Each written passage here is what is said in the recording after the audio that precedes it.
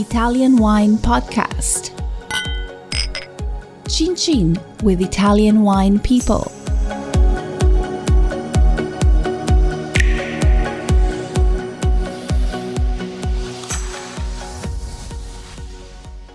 All right, so the Pio Cesare Italian Wine Podcast on the road edition. We are at the winery today with Federica, of course, the daughter of Pio Boffa. Her name is Federica Boffa. Federica, first of all, how old are you? I am 23 years old. Oh my goodness, you look like you're 15. I was born in 1997, one of the very best vintages of the last 30 years. Okay, that's good. So I was very lucky. That's a good introduction. Have you got siblings? No, I'm an only child. Right, so of course with the passing of your father, it's a huge responsibility, right, now? Yes, it's a huge responsibility, but at the same time is a great challenge. We are, and personally, I am very lucky because my father brought me to work when I was very, very young. I was 18 years old and I just finished high school. I was preparing for the test for my university. What did you study? I studied in high school. I did Liceo Classico, which is more humanistic studies. And then I did business administration in the University of Torino. When I was preparing my test for university, my father decided to bring me to a very important event in Verona, in a concert at Arena di Verona, where I had to present on my own the Pio Cesare winery. So I was very scared, but at the end, the arena. Yes, we are part of an organization called Grandi Marchi. Oh yes. Every year, the Arena di Verona invite us to present our wines in a wine tasting before the concert in Arena di Verona. And that time it was a time for Pio Cesare, and I went over there. It was my first time in the public. And when was that? It was in 2016. Okay, so that was your first debut. Yes. Of actually representing the. Correct, but since I live on top of the winery, and the members of our family have always lived on top of the winery, I was used to participate in wine event or wine tasting or wine dinners because my father and my mother always brought me with them abroad and they're traveling, and we used to invite people for dinner at home. So I had the chance to learn English when I was very young, and also to learn the wine world a little bit. And tell me a little bit about your mom also. Is she involved in the business? My mother is not officially involved in the business, but he is, in Italian we say dietro le quinte. She does a very important job because when my father was in life, she was always a step behind him, always trying to convince him that he was doing a good thing, then he was doing good. And above all, my mother is a very good cook. She cooks what we say not traditional Piemontese cuisine, but she cooks traditional dishes of Pio's house. It means that she likes to cook the plates, the dishes of our family. So she likes to cook, for example, risotto. She likes to cook, for example, fiori di zucchini. So very traditional home plates, home dishes, not traditional Piemontese, but dishes of our tradition, of Pio tradition. And give me an example of what those dishes are. They are, for example, risotto alla parmigiana, so risotto made with Parmesan cheese, or another example is fiori di zucchina, which is flowers fried. Mm-hmm. Another example might be maltagliati, which is a kind of pasta with ragu sauce, and with Barolo is very delicious. So what are the how would you match which wines with the dishes, like the fiori di zucchina? I would match the fiori di zucchina with our Pio di Lei Chardonnay, which is the Pio di Lei that we are producing since many years. Pio di Lei was born in 1985, and he was among the very first Chardonnay ever produced in Piedmont and in Italy in that period. And when was that? 1985. Pio di Lei was born in the Barbaresco region, so it was and still is today a Chardonnay coming from the village of Treviso, a tiny little village in the Barbaresco area. And then in the years we have decided to change, to add a little bit the Chardonnay as well from the Barolo area, from the village of Monforte. So it's a very full body and with great structure Chardonnay, but it has some elegance as well. So I think that pairing it with Fior di Zucchina is a really good match. Great. I'm getting hungry. It's time now. So, Federica, tell us a little bit about the new wines, in light of the 140th anniversary. And of course, your dad unfortunately didn't get a chance to launch the wines. Is that correct? Yes. We have prepared with him all our projects.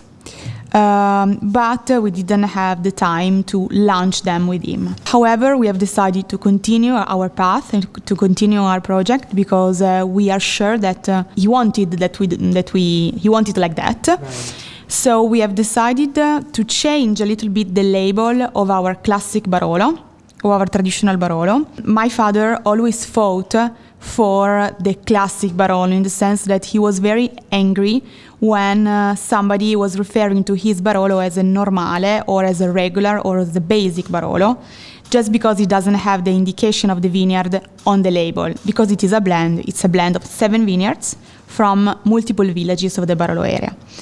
So a few years ago we have decided to write on the label a little phrase saying, please don't call it regular. Of course, it's a joke, right, but it really underlines our philosophy. Since 2017 vintage... Let me see. Show me one. Yes.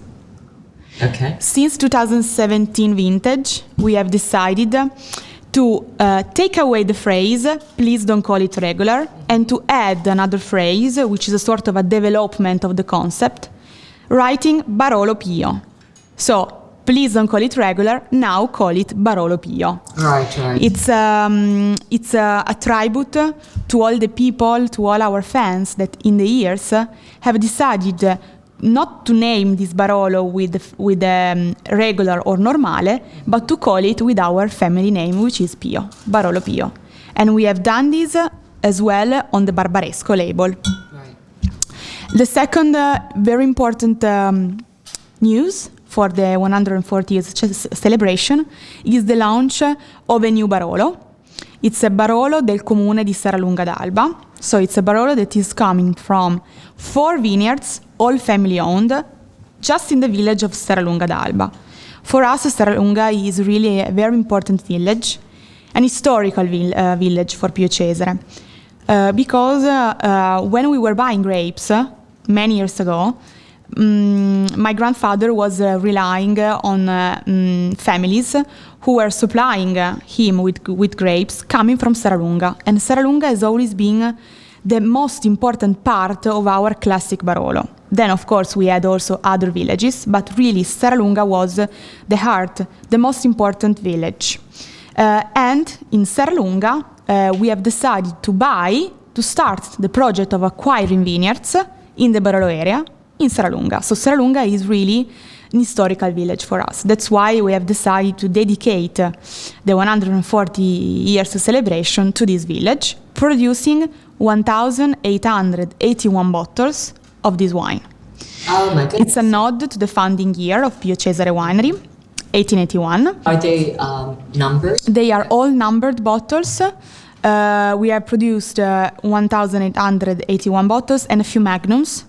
The magnums are not for sale, they are just for important celebration and important events, while the bottles are at the end of the month of June will be released. And so just 1,881 bottles for all the world. So a very special and limited release.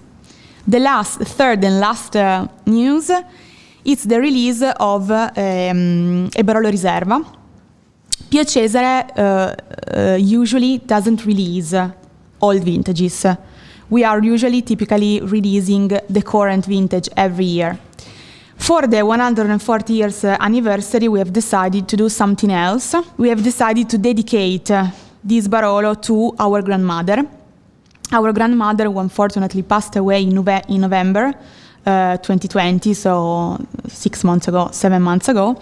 She was the guardian angel of our family private cellar, our family private library, containing our old vintages. She always wore a little key on her neck as a necklace. That was the key of the private family cellar. So every time we had to bring a special bottle, a special old vintage bottle for a special dinner or a special event, we always had to ask her permission. Now that she is gone, we have decided to dedicate this Barolo Riserva to her and to start releasing every year. Rosie. And it is also my second name, Federica Rosie. Right. So we have decided to release every year from now a very small and limited amount of old vintages bottle, starting from Barolo Riserva 2000, which is a very important year, a very important vintage for the Barolo region. And also a special year because it describes a little bit weather changing, because the vintages after 2000 have changed a lot because of the weather change. You mean the climate change? The climate change. How significant has the climate change been in Barolo? A lot, because we have warmer summer, but also warmer winters. We have no more snow, or we have little snow. We have less rain, so less water. And we are doing a harvest almost 1 month before than we used to do in the old days.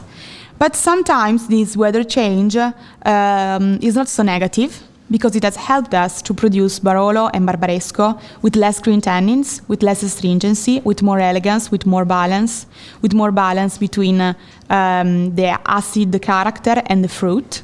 So in some ways it has helped us to produce more approachable Barolo and at the same time to reduce the aging process of Barolo in oak. Right. My grandfather was aging the Barolo for 6 years in cask, many years ago. What kind of oak is it? French oak, big barrels. Nowadays we are aging the Barolo just for 3 years. Because weather has changed, we are employing new clones, smaller clones, which are producing grapes with smaller, and are producing more approachable wines. So in some ways, weather change has helped us a little bit. On the other side, probably, I don't know, maybe in 7, 8, 10 years, we will probably have to plant Nebbiolo with a higher altitude, right, to try to plant with a cooler climate. Nowadays, we are not allowed to plant Nebbiolo on a higher altitude, but I believe that we will have to adjust to the climate change and to the weather change. Listen to the Italian Wine Podcast wherever you get your podcasts. We're on SoundCloud, Apple Podcasts, Himalaya FM, and more. Don't forget to subscribe and rate the show. If you enjoy listening, please consider donating through ItalianWinePodcast.com. Any amount helps cover equipment, production, and publication costs. Until next time, cin cin.